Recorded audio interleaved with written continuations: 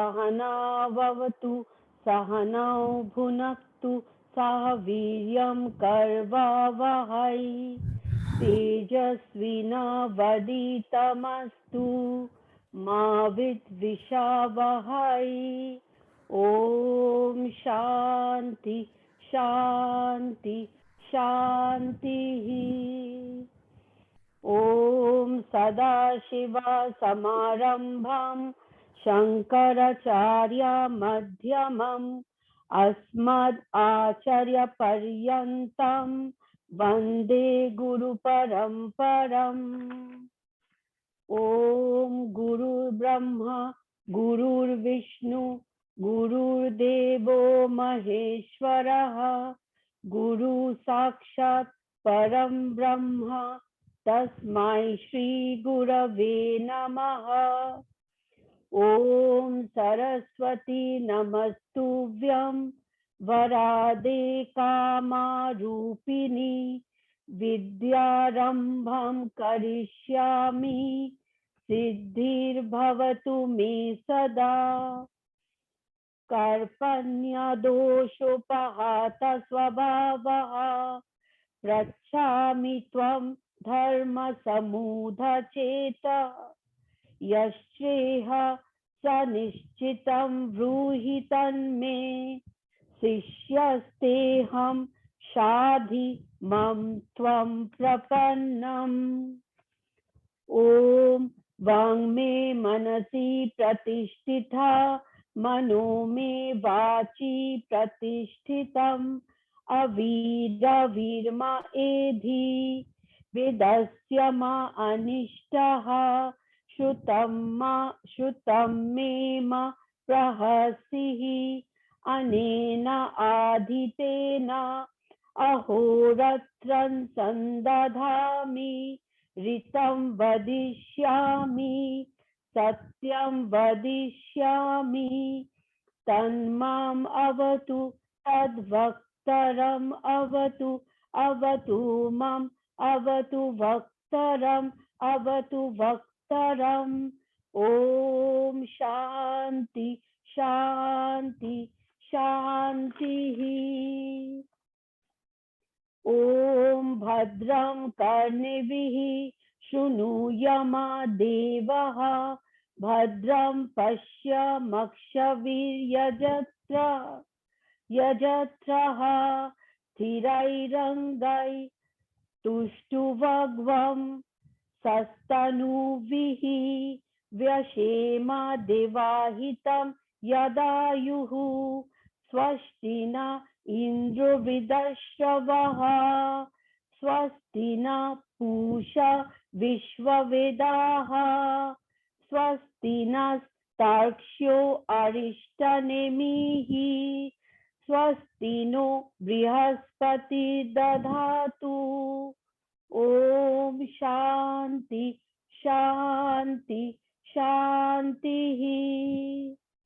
ॐ अहं वृक्षस्य रेरिव कीर्तिपृष्ठं गिरेरिव ऊर्ध्वा पवित्रो वजीनिव स्वामृतम् अस्मि द्रविणग्वं सवर्चसं सुमेधा अमृतोक्षिताः इति त्रिशङ्कुर्वेदानुवचनम्। ॐ शान्ति शान्ति शान्तिः।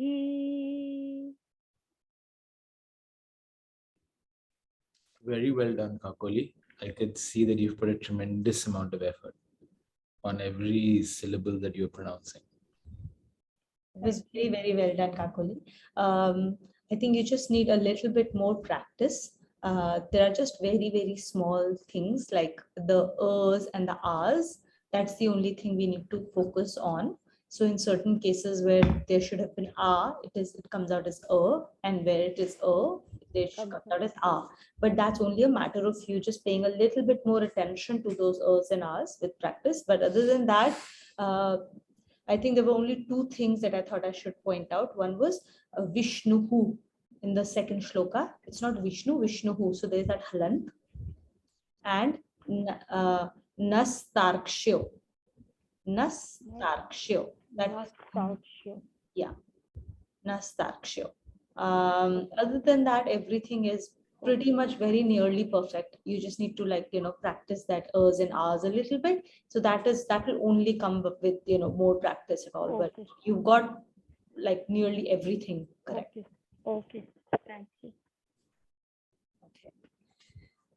Um,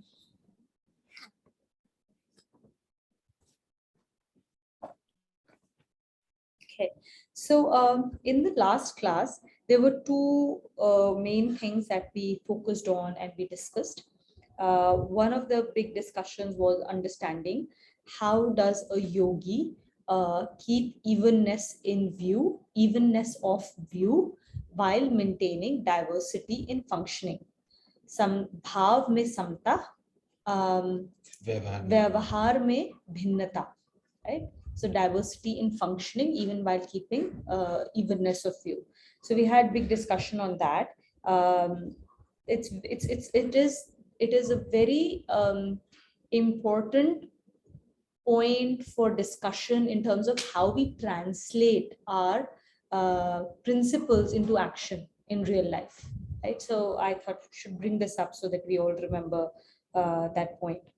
And another thing was that we do not get punished for our actions.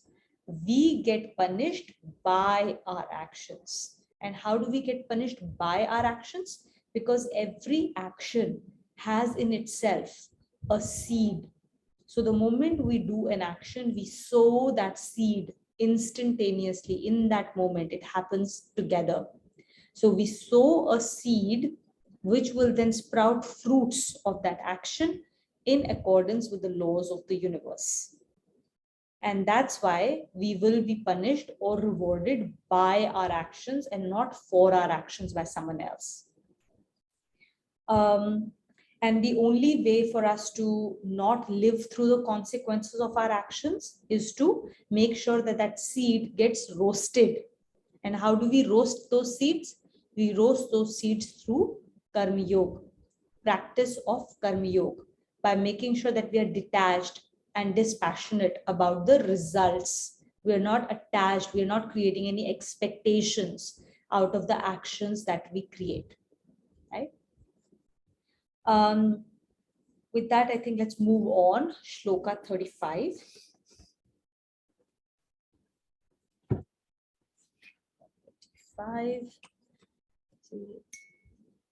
Start with Sanchit.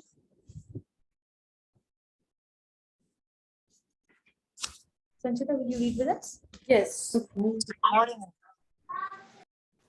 Connection. How can the mind be controlled?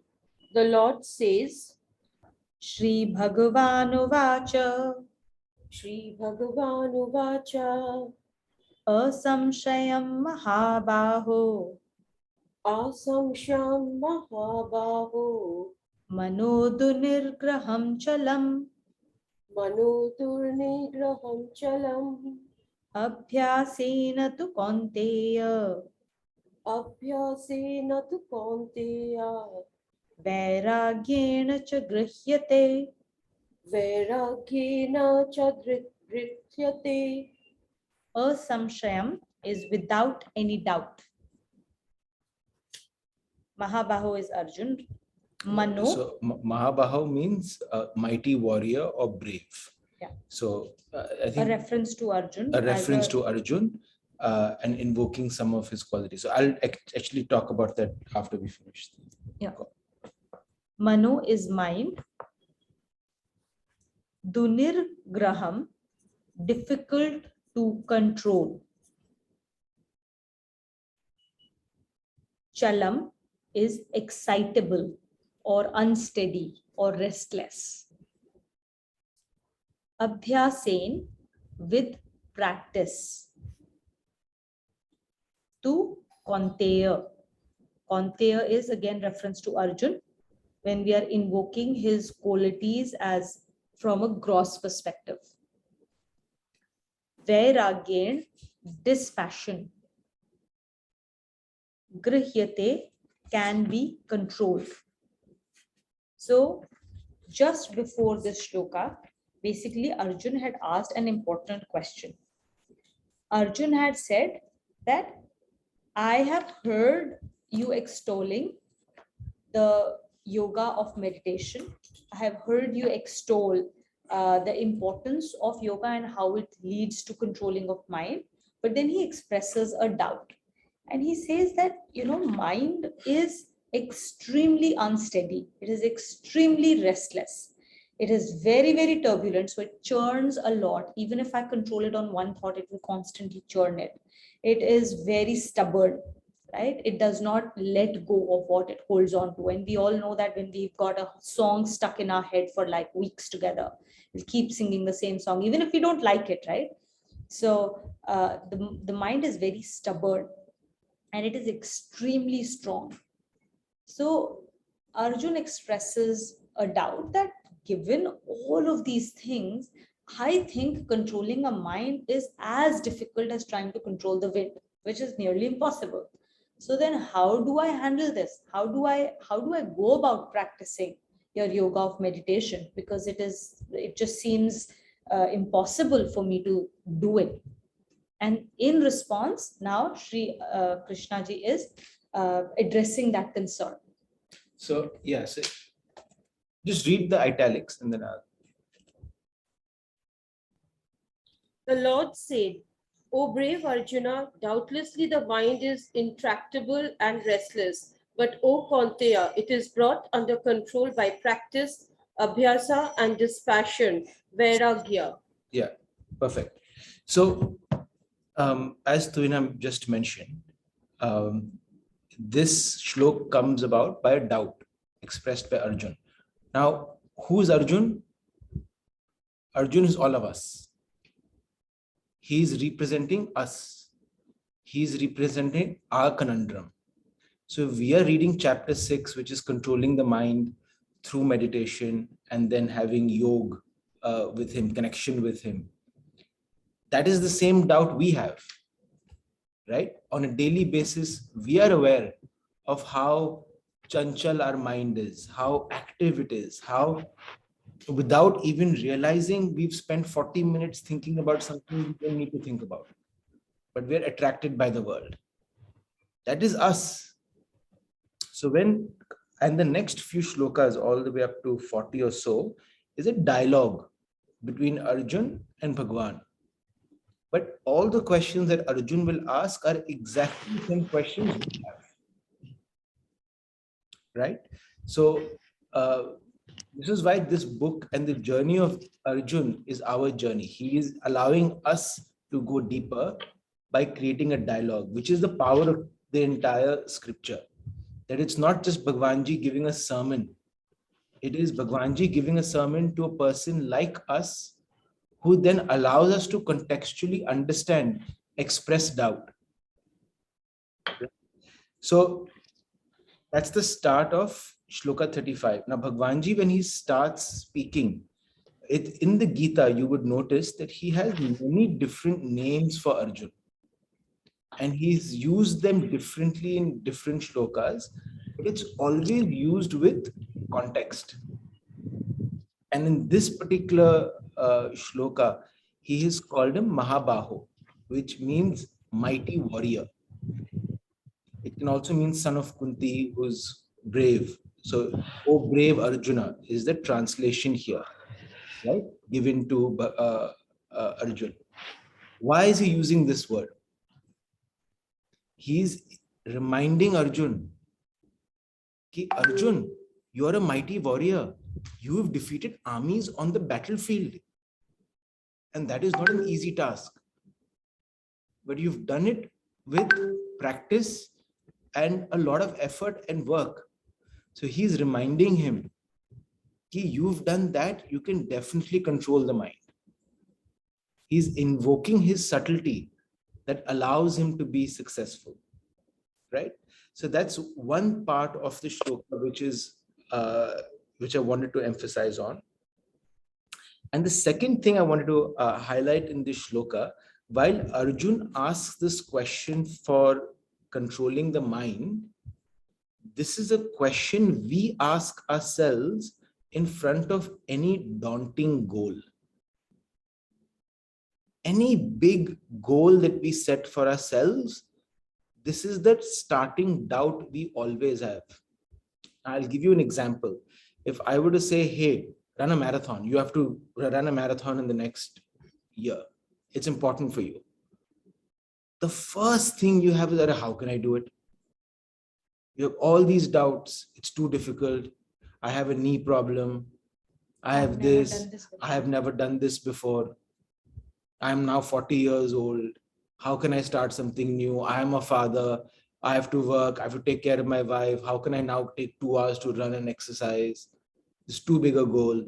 All this is natural for us to be because our mind is talking to us.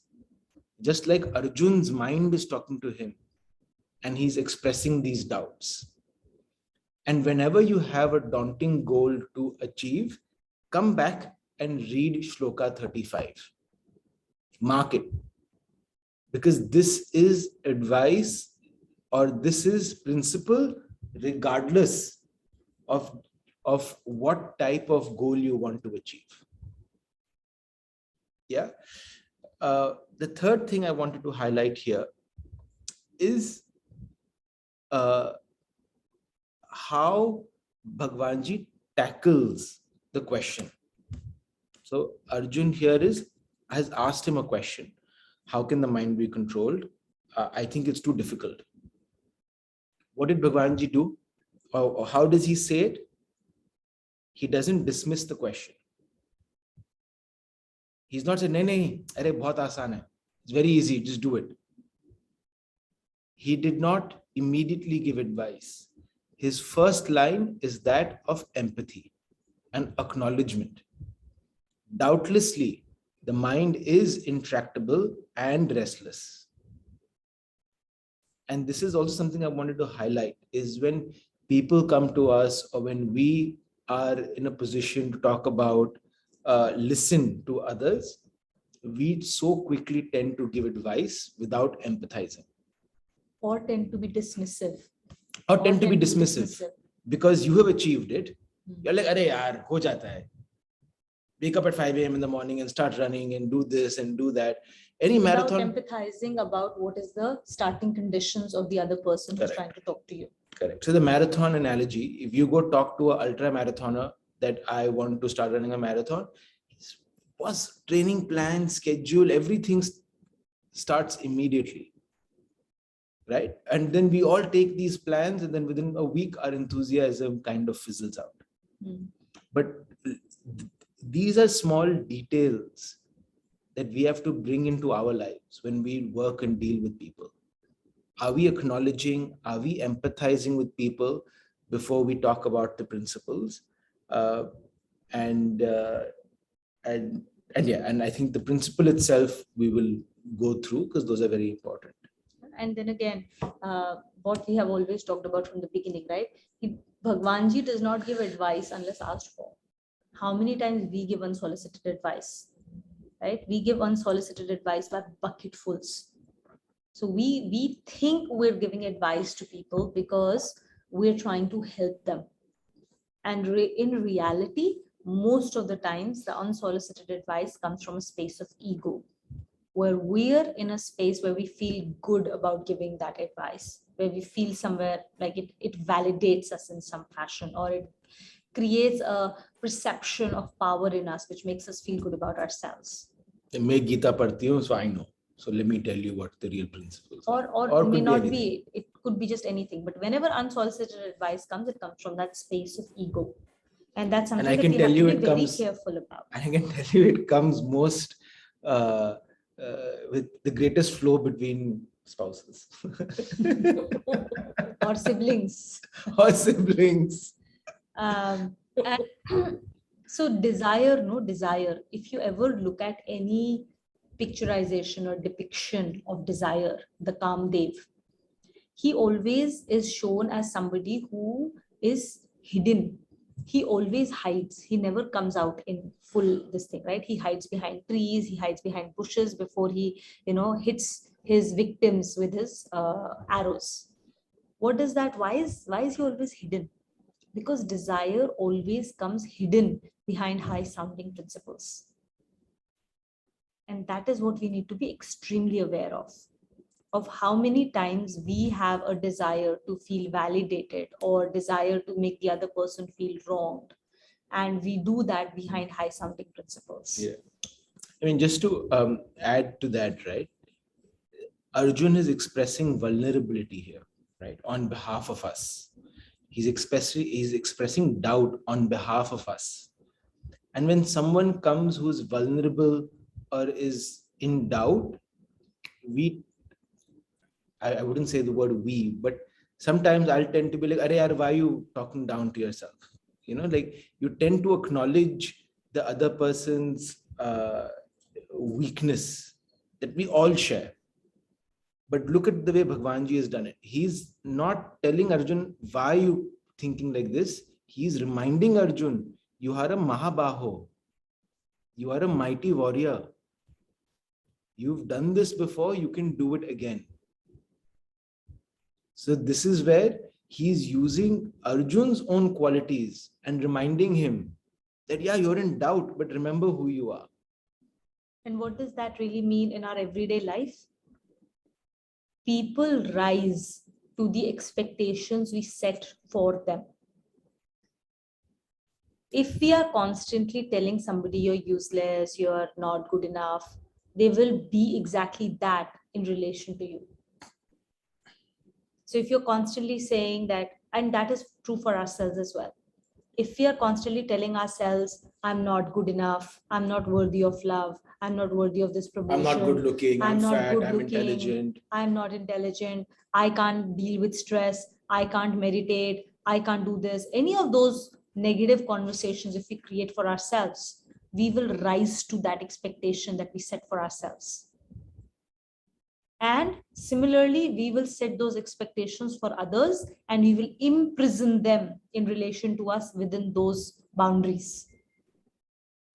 Very important of how we talk to our siblings, how we talk to our parents, how we talk to our children, especially children who are extremely vulnerable to the suggestions that parents make to them. So if we are in any way comparing them to others, and we do that left, right, and center all the time, in very silly things like वो देखो कितना खा रहा है तुम नहीं खा रहे हो, उसने देखो 2 पराठे खा लिए तुम अपना आधा ही पराठा लगे हुए हो खाने में. और ये बहुत ही like this is something that we do without even thinking twice, thinking that we are doing the right thing, because this is how it is done all the time, right? वो देखो कितना जल्दी जल्दी खा रहा है बच्चा, तुम लोग कितना स्लो खा रहे हो, उसने सारे स्पेलिंग्स याद कर लिए तुमने नहीं किए. When we do those things, we are comparing them, shaming them, creating boundaries around them. Here and at no place does Krishna ji does that to Arjun. He does the opposite. He does the opposite. He invokes the potential, what is not even realized today. You are better than this. He always tells Arjuna, you are better than this. You should expect more from yourself. I see the potential in you that even you are not aware of. This is the way we need to interact with our colleagues, our juniors, our siblings, Team our members, children, everyone who's around us. Spouses as well. Add that. So invoke the potential in them rather than degrading them for what they have not done right. And start with empathy. Why they are saying what they are saying, why are they doing what they are doing. Start with empathy and start with the potential. And all of these things have to be applied to ourselves first. If we don't love ourselves, if we don't give empathy to ourselves, if we don't cut slack for ourselves, we will never be able to do it for others. We do unto others what we do to ourselves. If we are strict with ourselves, we will be strict with others. If we have low standards for ourselves, we will have low standards for others. Right? So first, expect great things out of ourselves, believe in ourselves for what we are capable of, for who we really are, and then invoke the same divinity in others. Yeah. See? Control of mind by practice and dispassion. This is a very important shloka. The two methods preached for controlling the mind are practice and dispassion. Both these methods must be understood carefully. Practice. Making repeated efforts to attain some quality is called practice. There is a famous couplet in Hindi which can be translated into English as repeated practice turns dullness into intelligence, just as constant friction of a rope leaves marks even on a stone. So which one is this couplet? Do you remember? करत करत अभ्यास ते जड़मति होत सुजान रस्सी आवत जात ते सिल पर परत निशान.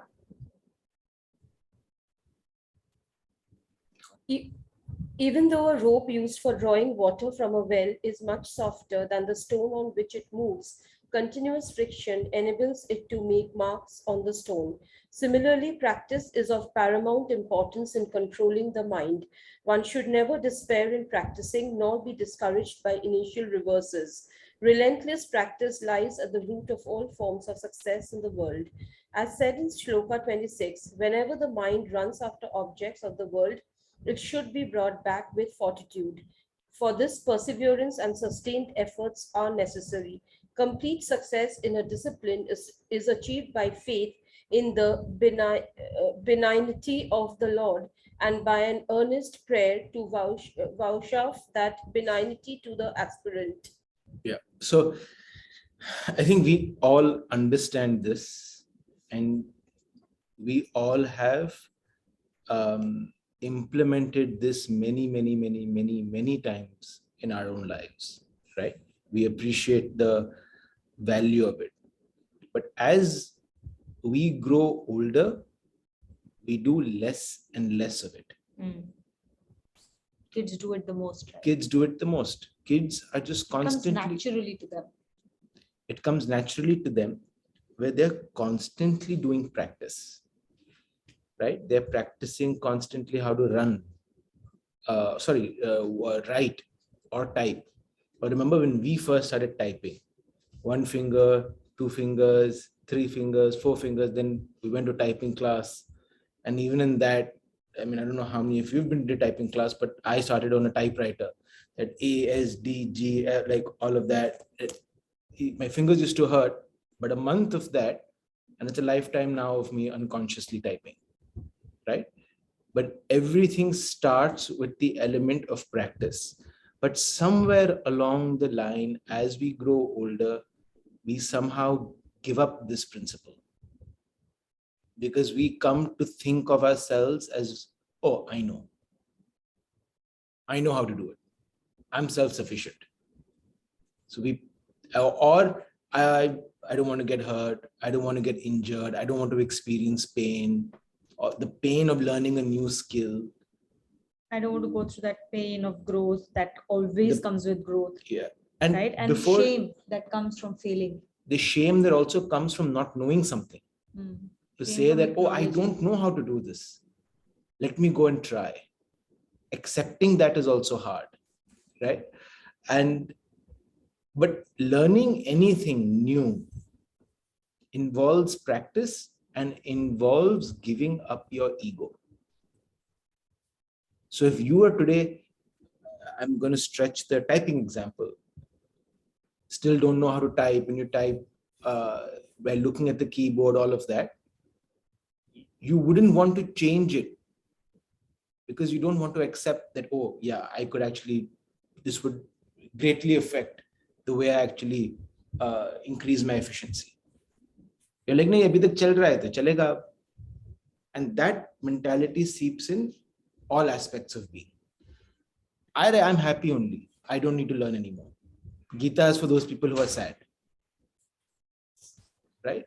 So it's the starting point is keeping your ego in check and saying, no, I do need practice. I have not practiced meditation. I have not practiced controlling my mind. I need to sit 5 minutes, 10 minutes, whatever time it takes to be aware and practice controlling my mind. That is the starting point of the principle. And the same thing with the marathon, that same example that I had mentioned. Do you want to add something?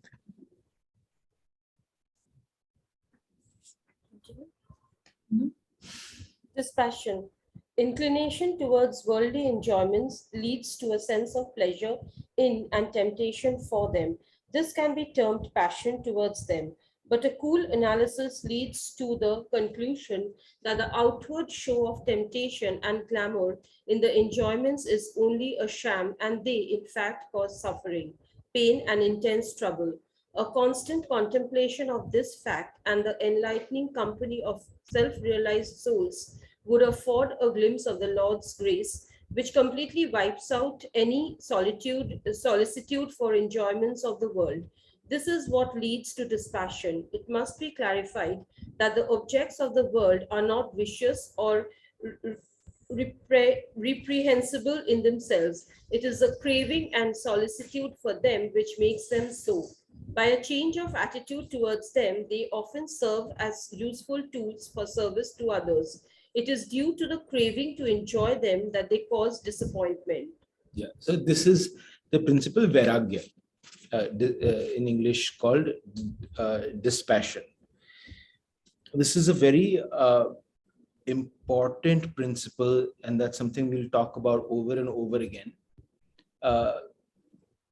And let me continue that example of a marathon, right? You say, okay, now you've made up your mind, okay, I want to do a marathon. You start running and you start making time. What is the first experience you have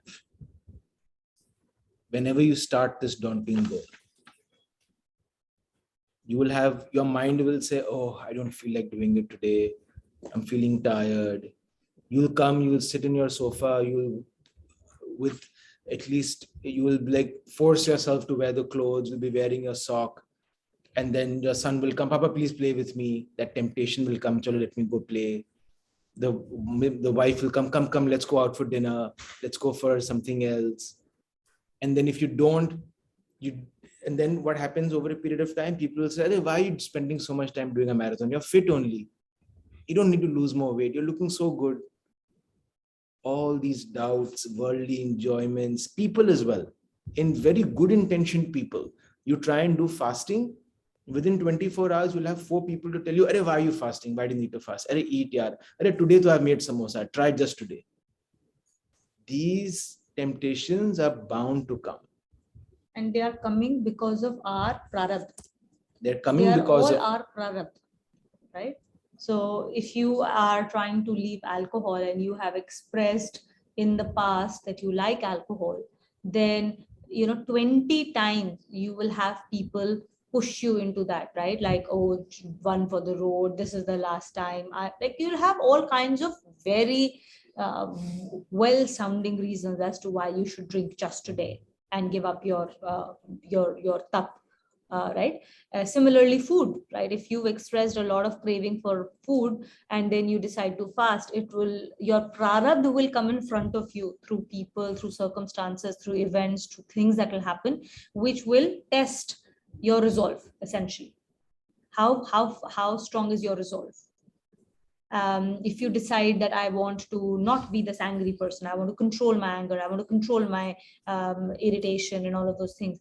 Again and again, situations will come to test your resolve, to make it. And the whole point is, every time you win over them, you become stronger and stronger and stronger. That's the only way. That's the only way.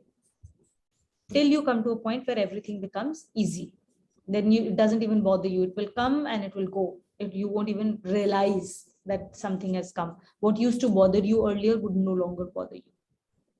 So practice and dispassion. Yeah. Now, so wait, let me just finish that example. Mhm. The samosa example, right, for the marathon. Now that samosa is not bad.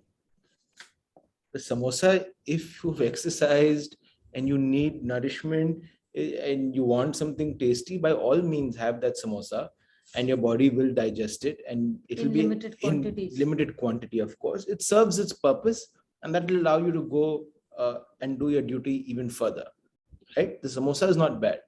But if you can't go for your duty because you just really want to have that samosa, and you can't do your practice because all you're thinking about is that food and samosa, even though you don't need it, that is the downfall. And that's what the second half of this vairagya is that the worldly objects in themselves are not bad. It is the craving or the aversion inside of us that makes it good or bad.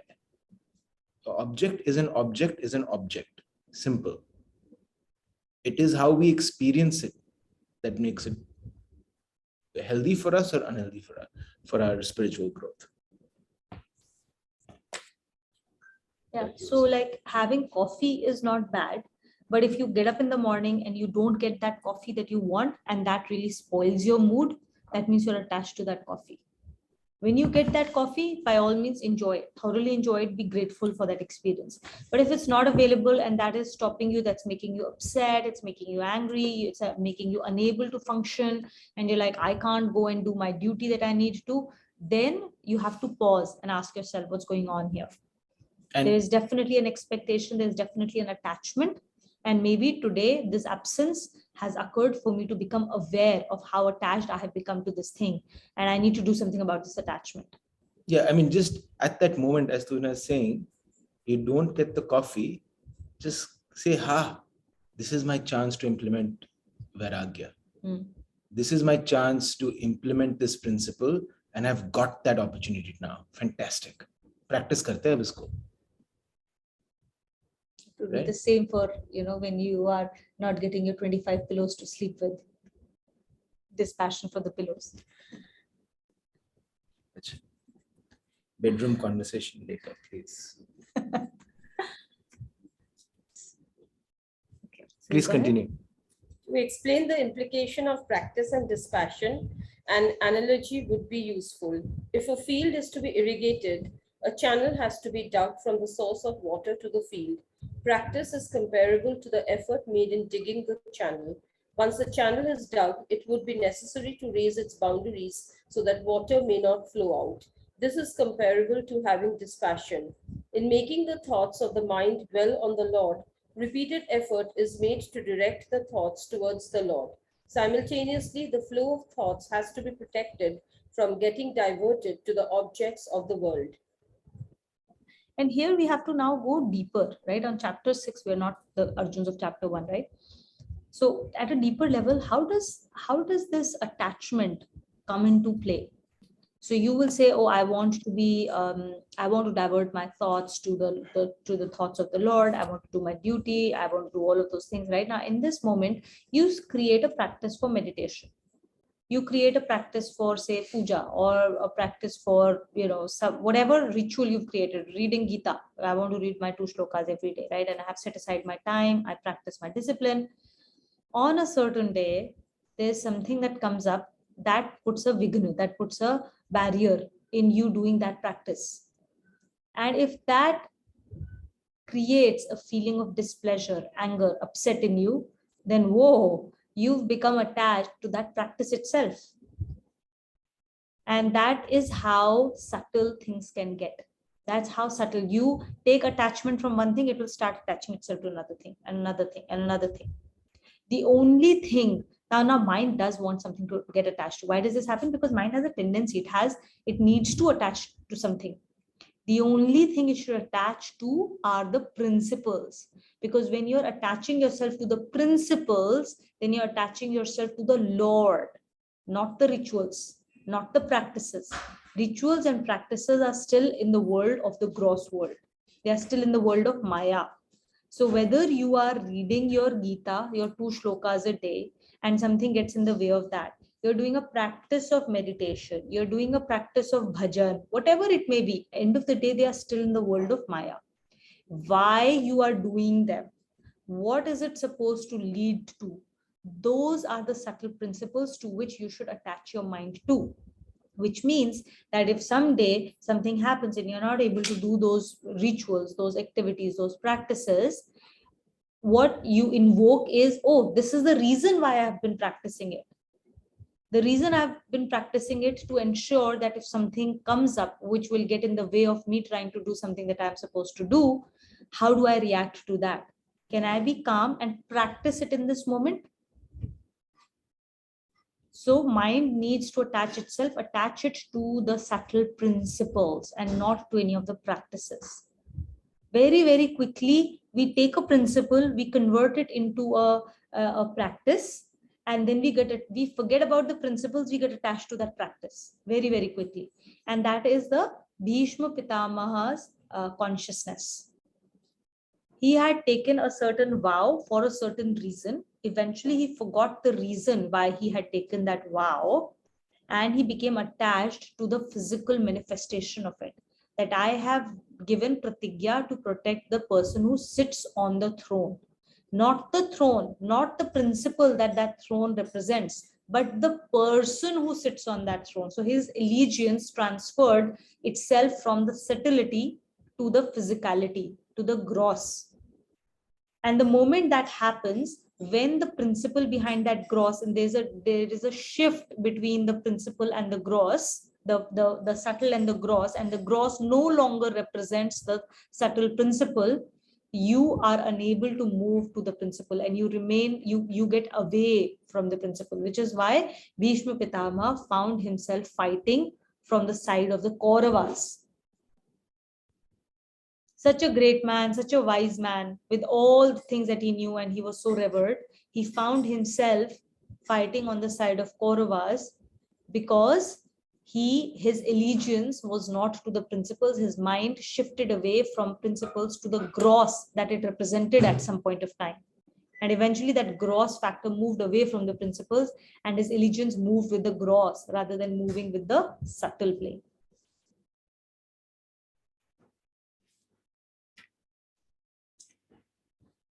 Okay, now here, maybe after Shloka 36, I'll get to the golden principle of meditation. So let's read Shloka 36 first. Smita, will you read with us? Sure. Can you hear me properly? Because it's very heavy rain. Yeah. Okay. The importance of restraint of the mind in a yoga discipline is now explained by the Lord. असंयतात्मना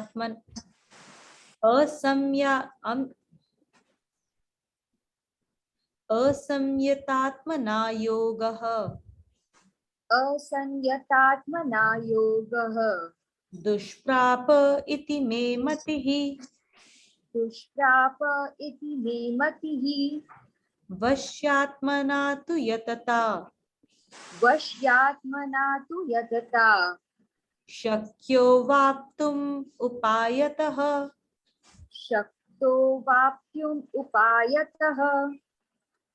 Asamyatmana is one who has an uncontrolled mind. A person who has an uncontrolled, unrestrained mind. Dushprap is difficult. Iti, this, may, my, matihi, view. This is my view. Iti me matihi. This is my view.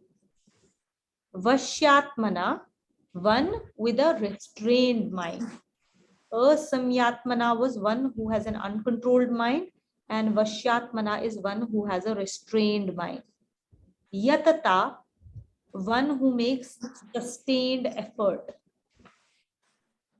Shakyo, shakyaha is easy. Is easy. Avaptum, to attain. Upayataha, through the means. Through the means. I am of the view that yoga is hard to be attained by one of the uncontrolled mind, but it is possible to be attained through the means explained above by a person of restrained mind with sustained effort. So in this explanation, no, if we were to continue the previous shloka example, I am of the view that replace the word yoga with any goal you want in life.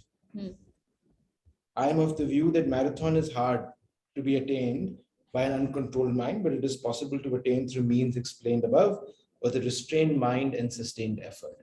That word yoga can be any goal that you're trying to achieve or be.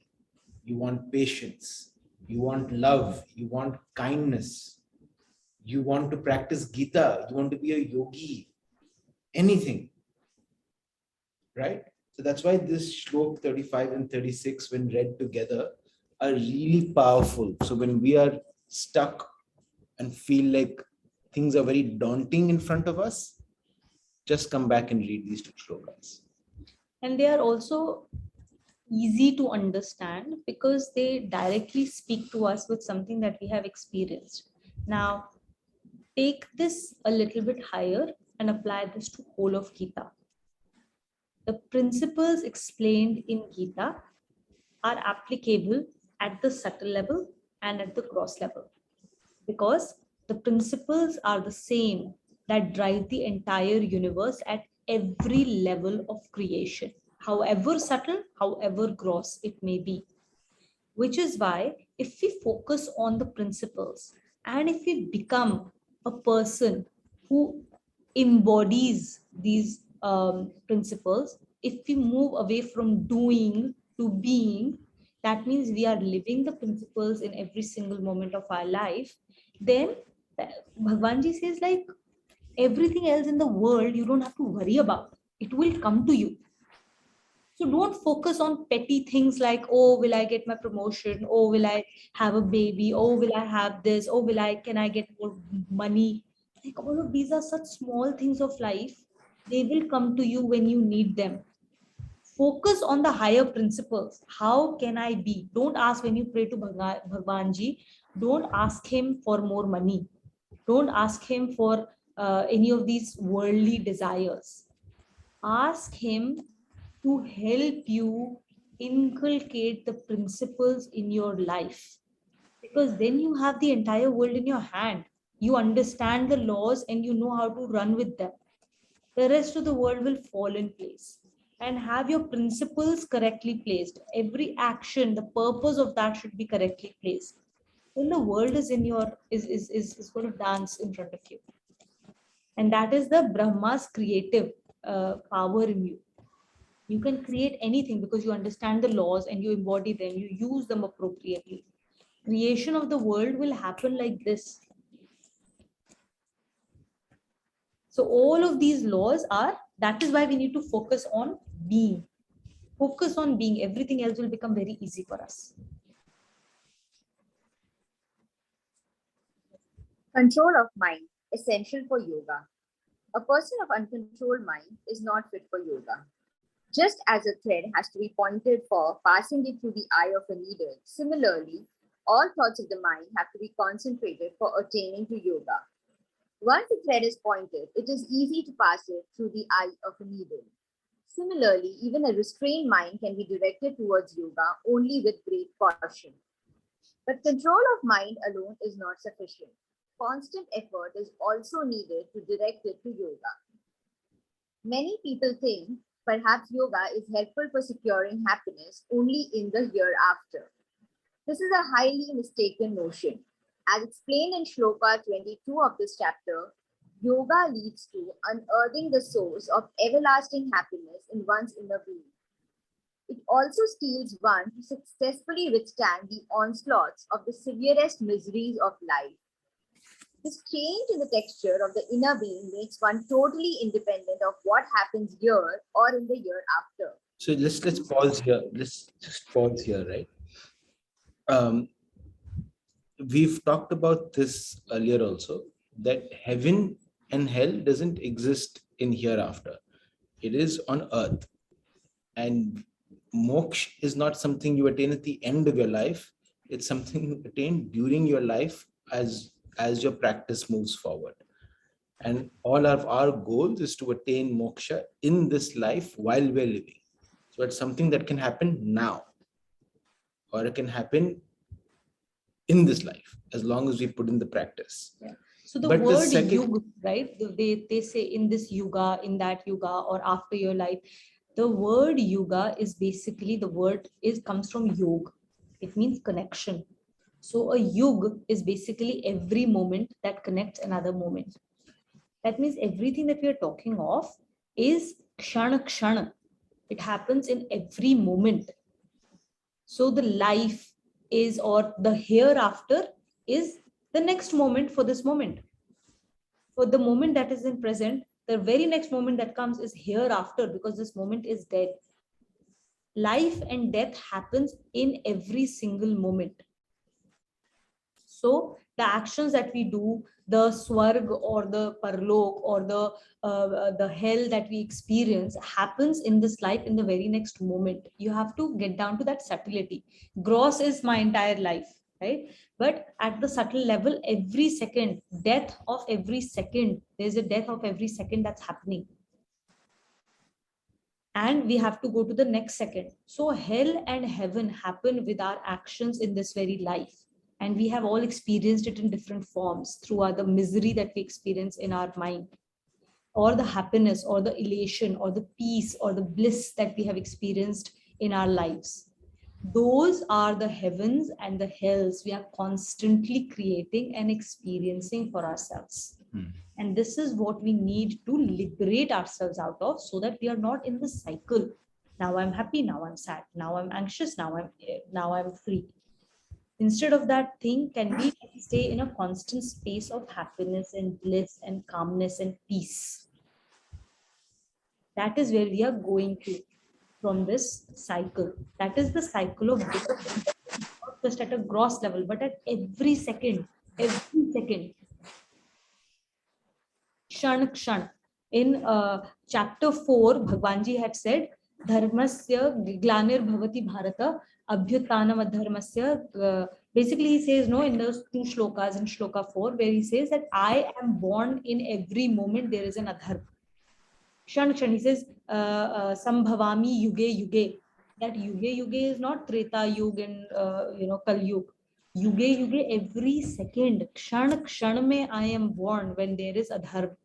And he is born inside of us through our consciousness, telling us in different ways, or in situations around us where people or things come around us to tell us if we are doing something wrong and we need to correct ourselves. That's how Bhagwanji is born in every yug, in every kshan, to take us on the path of righteousness. Yeah. And just to add to it, that when we attain this heaven, right, or this moksha, it's not as if our life will become all rainbows and ponies, right? We will still have to face whatever prarabdha we have, the consequences of our past actions. We will still have to pay for it. But this line summarizes it, that it will steel one to successfully withstand the onslaught of the severest miseries of life. वो तो आएंगे ही. You and I have a choice right now when we are in relative peacetime. Do we want to face those miseries being in a space of equanimity and bliss and peacefulness, or do we want to go with the flow and experience the range of anger, depression, anxiety, stress, fear that will come along with these experiences or these situations? That's our choice. Yeah, so the war will come anyway, right? If nothing else, the last war will come when you have to give up this body. And that itself will create all of these range of emotions inside of our body. And like with everything else, we have to practice everything while we are in a state of relative calmness and peace. Meditation is not done when you're feeling all agitated. You don't, when you're in a space of agitation, you say, I want to go and meditate. That will never happen. Meditation can be done only when your mind is calm. So when you are calm, meditate so that your ability to stay calm increases as more and more things happen in your life. Go ahead. A person craving for enjoyments of the world has to strive for securing them, and engagement in action is essential for an aspirant of karma yoga too. But the latter enjoys making even strenuous efforts due to his enthusiasm for dedication to the beloved Lord. Such an attitude ensures constancy of effort so that their flow would not be skewed. The enjoyments of the world are the outcome of effort, whether done with expectation or with dedication. When the effort is made with expectation of results, it leads either to craving or to frustration. But when done with dedication to the Lord, its outcome is partaken of with humility as a benediction of the Lord. So the only thing to add here is in the second last line, when the effort is made with the expectation of results, it leads either to craving or to frustration. This is true, but it also creates bondage, which means whatever result you have experienced, now you'll have to pay for the consequences for that as well. But when you do an action with dedication to the Lord, it does not create any further consequence of bondage for you. So that's one less thing that you have to experience again. This is that action. Action and You're- inaction and inaction and action. No, also because the action is the seed. Action sows the Yeah, seed, yeah, yeah, right? So you are absolutely. roasting the seed or you are sowing the seed. Yeah. Now, okay, so we have read, we have understood how Bhagwanji says that control of mind can be held by practice and by dispassion. Now, we'll take a little digression from the next shloka, and we will understand what are the I had said in the last class, right? We'll talk about the 6 principles of meditation. So before we get into the 6 principles of meditation, we'll learn about the golden rule of meditation. So I'll give you a story for that. So there was once a deeply unhappy but a very rich woman. She was used to superstitious ways of life. So she comes to a mystic once, and she basically tells the mystic that I'm extremely unhappy and I need you to help me become happy. So now the problem is that actually, if there is a malady, if somebody actually has a problem, then the doctor can cure that patient, right? There is a problem, there is symptom, and I'm going to resolve this. But if a completely healthy person comes to the doctor, what do you do? So the mystic listened to her. He saw all that was going on, and he saw that she had all the worldly comforts that life can provide, right? She had a loving family, she had great savings in her bank account, and she had a beautiful home, she had very good health. So now the mystic is like, how do I help her? What can I do? She's still sitting here with this really beautiful face, but it's completely filled with sadness. What do I do? How do I help her? There's no way I can help her. So he was like, okay, but she's still expecting the mystic to solve her problem, to solve her pain. So he finally thought about it, and then he said, okay, I'm going to give you a talisman. This talisman must be, I want you to, on a full moon night, which is going to happen 14 days from now, on that full moon night, you bury it at the root of a banyan tree and pour a jug full of milk on it. Okay. And when you do that, and if you do it correctly, you must not. So basically, yeah. So when you do this, there is a very important thing. If you do this correctly, you will be forever happy. But the important thing is when you are burying this talisman at, there, do not think of a white elephant. Do not think of a 3-legged monkey, and do not think of a talking frog. Okay, these are the 3 things. You must not think about them. If you think about them, then this whole talisman is going to go bad. So she was very happy. She took that talisman, went back, and she was like really, really praying. She was, all that she was reminding herself was like, okay, she was counting down her days, and she was telling herself that, okay, these are the 3 things I must not think about. I must not think about the white elephant. I must not think about the 3-legged monkey. I must not think about the talking frog. She constantly reminded herself, these are the 3 things I must not think about. These are the things I must not think about. And I'm going to do this. This will be amazing. And so finally the full moon night came, and she went out on the full moon night to bury the talisman. And the only 3 things that were on her mind were the elephant, the 3-legged monkey, the talking frog. That's the only thing that could come to her mind. So the golden rule of meditation is what? You cannot not think about something by thinking about it. You cannot not think about something by thinking about it. The only way to not think about something is to just not think about it. Now, if you remember this golden rule of meditation, the 6 principles of meditation I will give you now will be easier for you to comprehend. So when you sit down to meditate, right? When we do meditation, there is typically an object of focus. We will cover those also in the subsequent class as to like how do you choose your object of focus, all of those, like we'll get into details of meditation. But before that, you will have an object of focus during your meditation. When you sit down for that meditation, 6 principles that you must remember and remind yourself of these 6 principles. 1, do not think. There should be no thinking about the past. So no recollection. When you sit down to meditate, what will happen is you have this vast store of memory, and your mind will go and find some memory, and it will keep bringing up and one memory after another. At no point of time should you follow any of those memories and go into a recollection mode. No recollection. Memories come up, you let them go. Bring your focus gently back to your object of focus. The word gently is important. Why?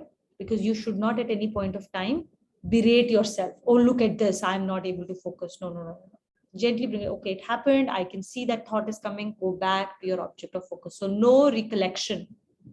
Second, no calculation. No calculation is do not pursue thoughts of the present. Like you let go of the thoughts of the past, let go of the thoughts of your present. So when you let go of your thoughts of the past, what will happen is when you're trying to be in the present, when you're trying to focus here, you will become aware of your surroundings. You will become aware of the temperature of the room. You will become aware of the sounds in your room that you were not aware of before. The sound of the fan, the sound of the rain outside, the temperature, the smell of the incense, some background noises. Let go of them too. Do not start pursuing those thoughts either. Let them go.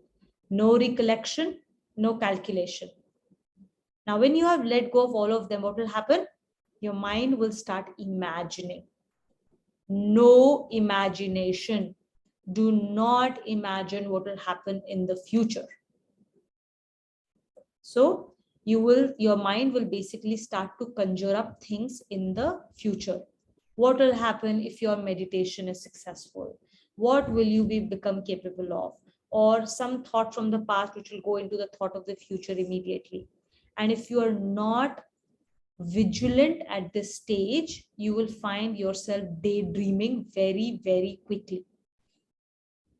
Okay, so you have to, as soon as you find yourself thinking about the future, you gently come back to the present moment, to your object of focus. So no recollection, no calculation, and no imagination. No examination is your 4th principle. Do not analyze any thoughts. So when you let go of all of these things, some thought is going to again crop up from your past that will now start to ask you questions. Some kind of feeling will crop up, which may not have anything to do with your past, but it may have something to do with future. What if, some fear of being hurt by someone, of being abandoned, of not receiving something, right? Any of those thoughts come up, and then you start thinking about, okay, why did that happen to me? What could I have done differently to avoid it? What have I learned from this? What should I do differently in future? These are all analysis. Do not analyze your thoughts. You find yourself engrossed in any of them, come back to your object of focus. Don't construct anything. No construction. What happens is that when you are in a space of meditation, at some point of time, you might have some kind of an experience. You might feel something. You might get glimpses into a different layer of consciousness. You might feel some colors. You might have some fragrance. Some different kind of experiences might get created at some point of time in your meditation. Not every meditation, at some point of time, after some meditation, you might have that experience. A very common mistake is the moment we have this kind of a different, unexpected experience, we tend to like it, or we tend to see it as some kind of a milestone in our meditation. And then we try to recreate it.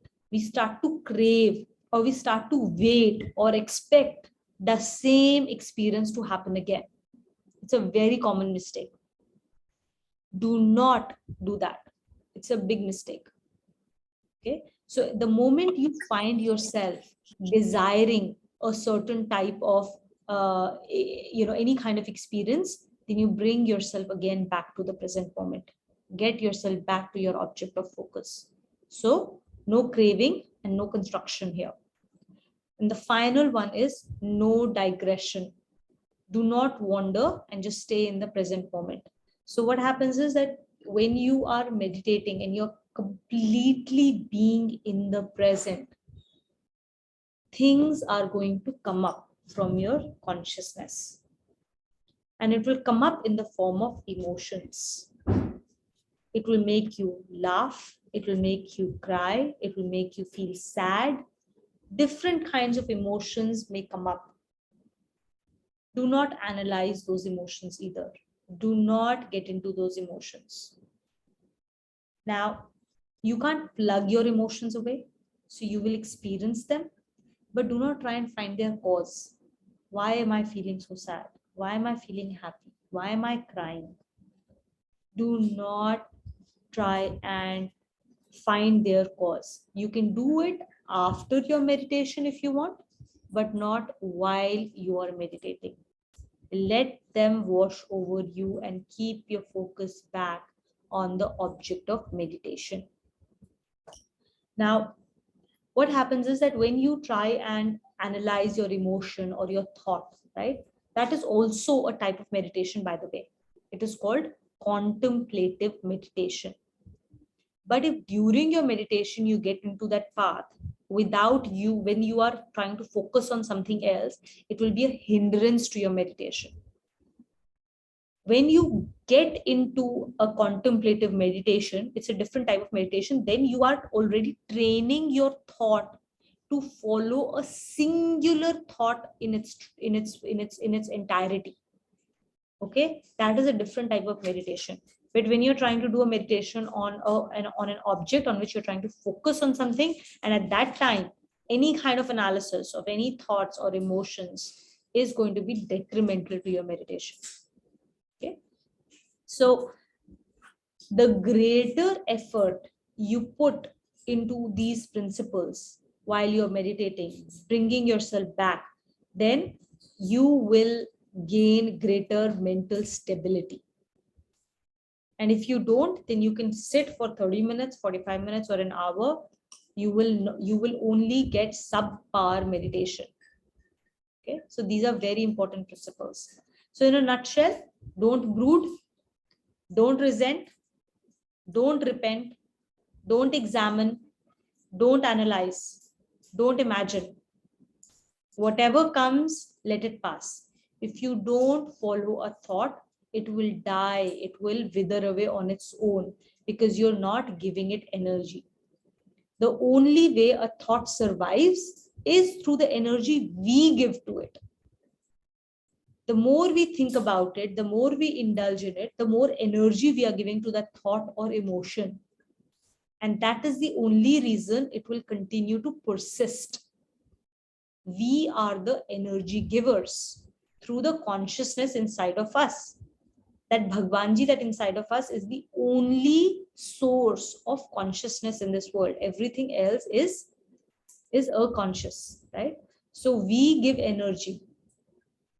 The moment we withdraw that energy from some emotion or thought, it will start to die out on its own. So let the thoughts come and let them pass. It's like, and when we start, as we remember, right, when we had worked on our journey, we start off on a highway, and in that highway we have no control over the thoughts or emotions that will come to us. We just have to let them pass. Savdhani is sadhana.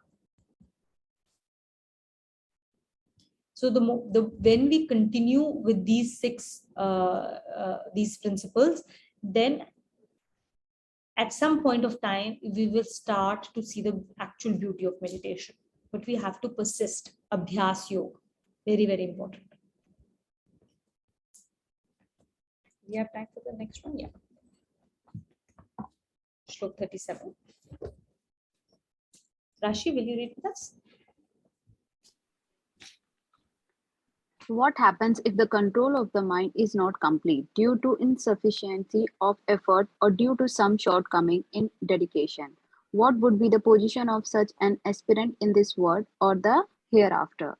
So Arjuna asks, Arjun Uvacha Arjuna Vacha, Ayati Shraddhayopeteha Petaha Ayati Shraddhayopetuh, Yoga Chalita Manasaha Yoga Chalitah Manasah, Aprapya Yoga Samsiddhim Aprapya Yoga Samsiddhim, Kam Gatim Krishna Gacchati. Kam Gatim Krishna Gacchati. Ayatihi is unable to exercise control. Unable to exercise control. Shraddhayo is one who has Shraddhayo Petaha. Shraddhayo Petaha is someone who has faith. Yoga Chalita Manasaha. So Manasaha, Yoga Chalita Manasaha is whose mind is not established in yoga, or the one whose mind strays away from yoga. Chalitaha. It strays away from the yoga. Aprapya does not attain. Yoga samsiddhim is siddhi in yoga, perfection in yoga. Kam gatim Krishna gacchati. Krishna, where does he go, or what is the attainment of such a person? Arjuna said, O Krishna, whither goes a being go who thought processed of faith, is unable to exercise adequate control and having failed to attain perfection in yoga, whose mind strayed away from yoga, state achieved by one with faith but failing in control. In this shloka, Arjuna has asked about an aspirant who has full faith in yoga, but failing in perseverance could not only control the mind and direct it towards the Lord, and at the end of life, whose mind wandered away from yoga. Obviously, straying away from yoga, such an aspirant would be unable to attain the supreme goal of life.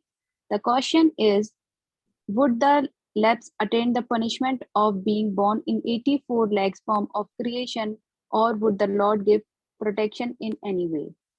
So, like I mentioned in the beginning, these shlokas now is a dialogue between Arjun and Krishna, and Arjun speaks for us. These are our doubts that, oh, I will try, but what if I don't achieve? What happens then? Right? And it's natural for us to have these doubts, right? And even the next two shlokas are doubts that maybe some of us have. If not have, we'll definitely find it relatable, right? So maybe we can read that as well. Rituj, will you read with us?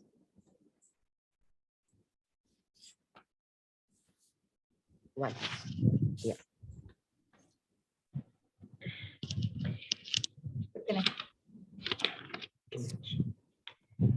The other question is whether such an aspirant would be deprived of the pleasures of this world for having forsaken them in the hope of yoga, and also of the hereafter for straying away from yoga. Hence, Arjun's next question. Kachinno bhaya vibhrashtaha Kachinno bhaya Vibrashtah. Chinnabhramiv nashyati. Chinna Brahmeva Nashyati. Apratishto mahabaho. Apratishto Mahabaho. Vimudho brahmanah pathi. Vimudo Brahmana Pati.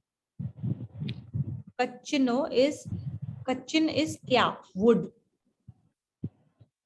Bhaya is Ubhayah is deprived of both. Vibhrashtha is bhrasht, one who has gone away from the path, right? So will he get deprived of both? Chinna Brahmiv is like a scattered cloud. Nashyati is perish. Apratishto, which is supportless. Mahabaho is a reference to the brave one. Vimudho is deluded. Brahmanaha, basically it means Pati is path. So path of Bhagwan Prapti, which means the path of yoga. So Brahmanaha here refers to yoga, the path of yoga.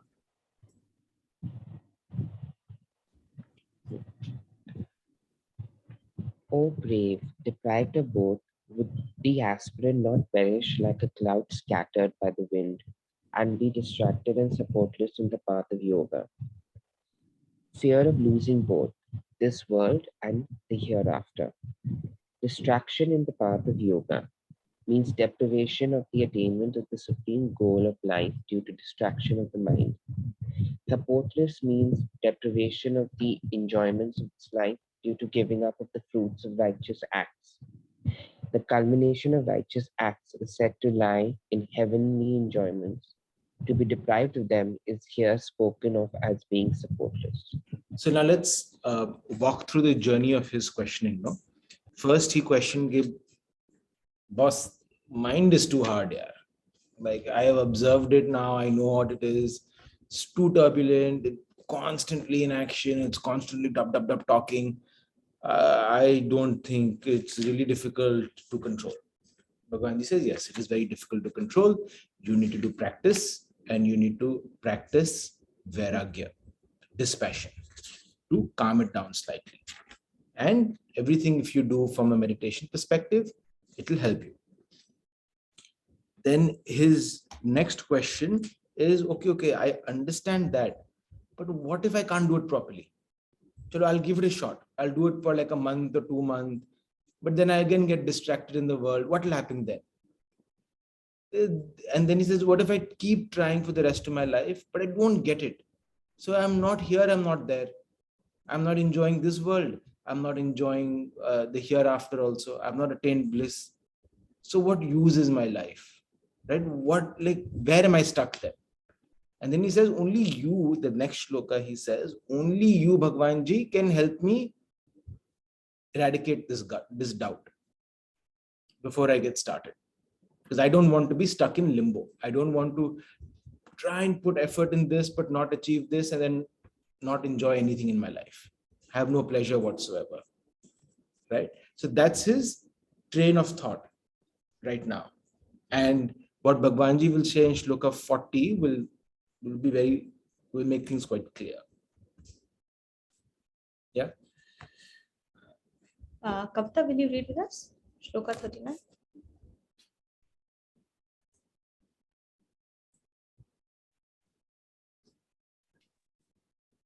Arjuna seeks clarification of his doubts from the Lord.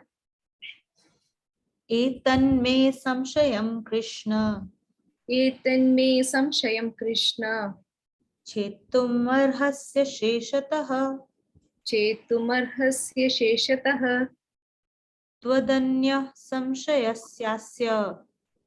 Twadanya samsayasyasya. Chetana hyupapadyate. Chetana hyupatatyate. Etan me is etat and me. This etat is this. Me is mine. Samshayam, doubt. Chetum is eradicating it. Eradicating it.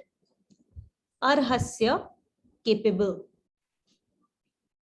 Sheshataha, completely. Tvadanyaha, anyone other than you.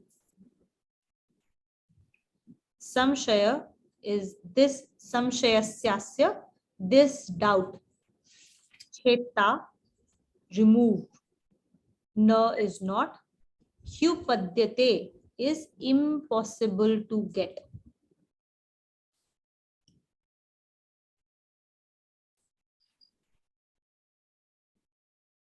Shall I read? O Krishna, you alone are capable of eradicating this doubt completely.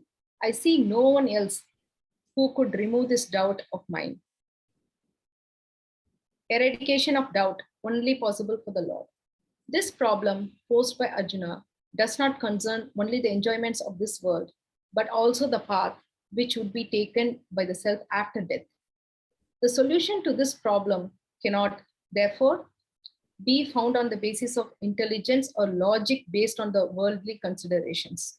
This is why Arjuna says that only the Lord could solve this mystery, because for him, the past and the future are as clear as the present.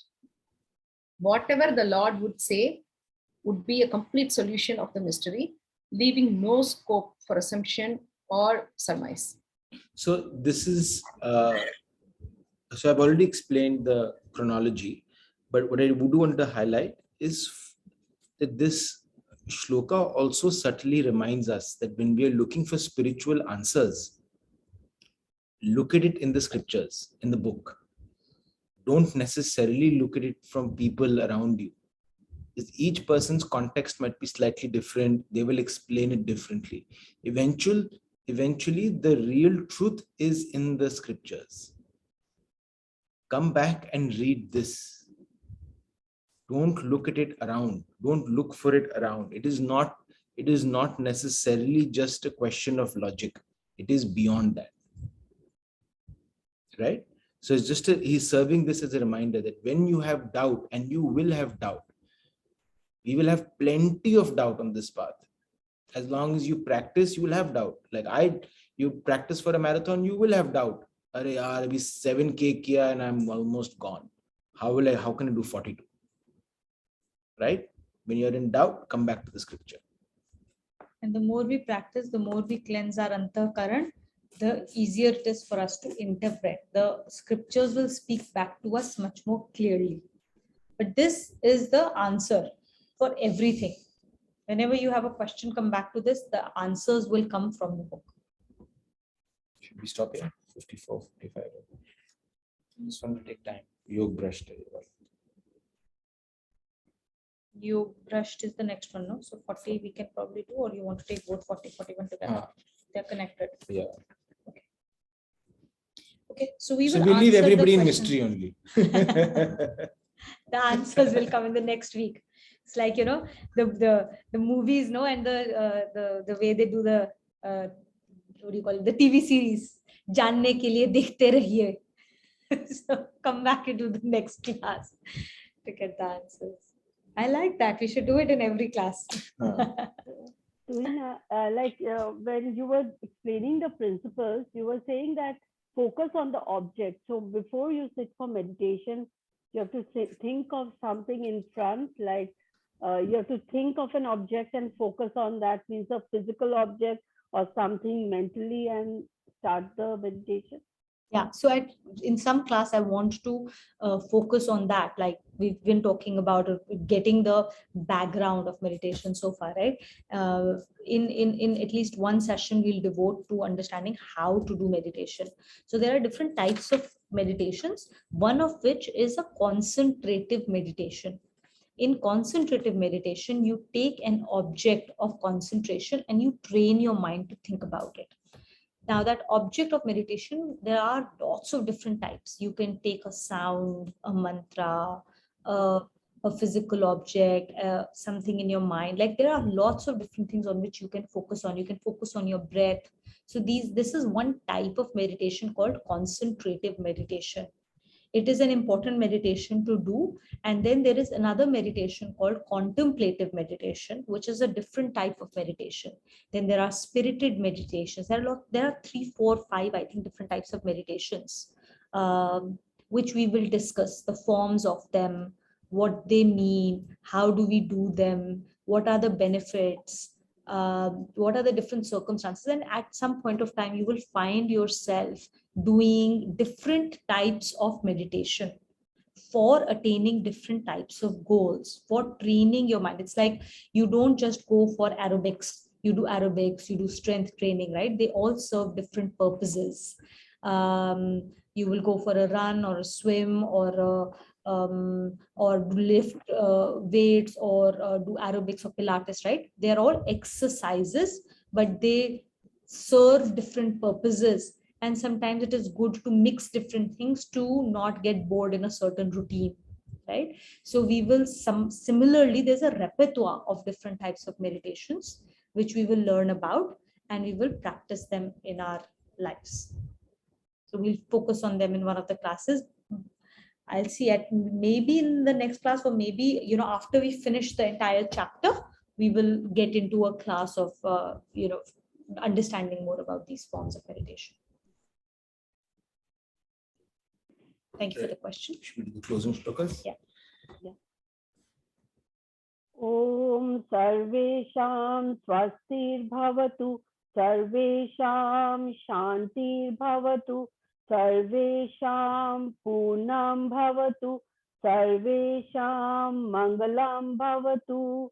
Om Shanti Shanti Shanti.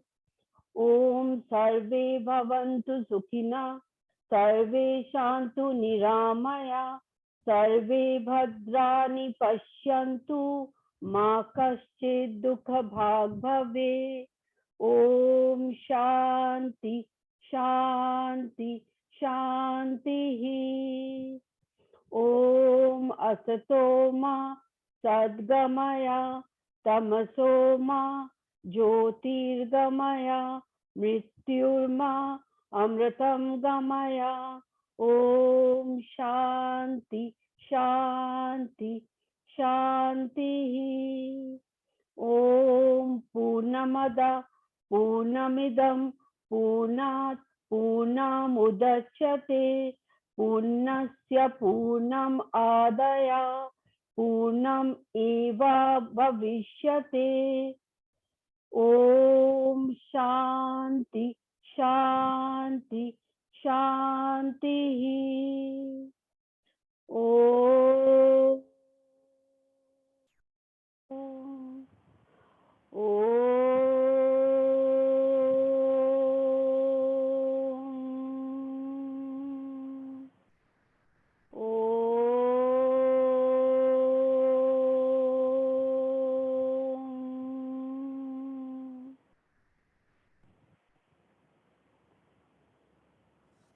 Thank you, Kakali.